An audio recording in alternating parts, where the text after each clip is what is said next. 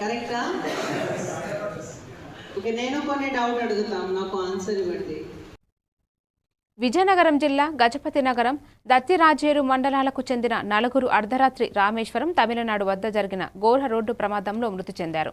దత్తిరాజేరు మండలం కోరప కొత్తవలసకు చెందిన వంగర రామకృష్ణ, మార్పిన అప్పలనాయుడు, మర్హాడ రాము, గజపతి నగరం మండల మరుపల్లి వద్ద చంద్రరావు గుర్తించారు. ఈ ప్రమాదంలో శ్రీరామ్ తీవ్రంగా గాయపడ్డారు.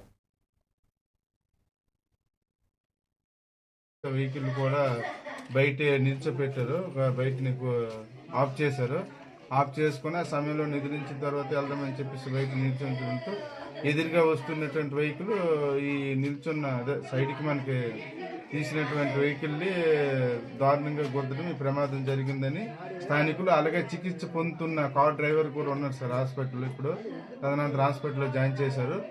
ఆ జాయిన్ చేసిన అతను కూడా, అతనికి మరి తమిళం మాట్లాడడం రాదు, కాకపోతే తెలుగులో ఇన్ఫర్మేషన్ ఇస్తున్నారు.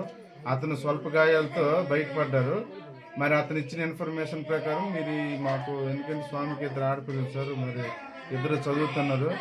అలాగే మీరు ఈ రకమైన ఘటనా స్థలానికి చేరుకుని వాళ్ళు చెప్పిన విధానాన్ని మేము చేసాం కాబట్టి మాకు న్యాయం కావాలని కోరుకుంటూ ఈ మీడియాను సెలవు తీసుకున్నాం సార్.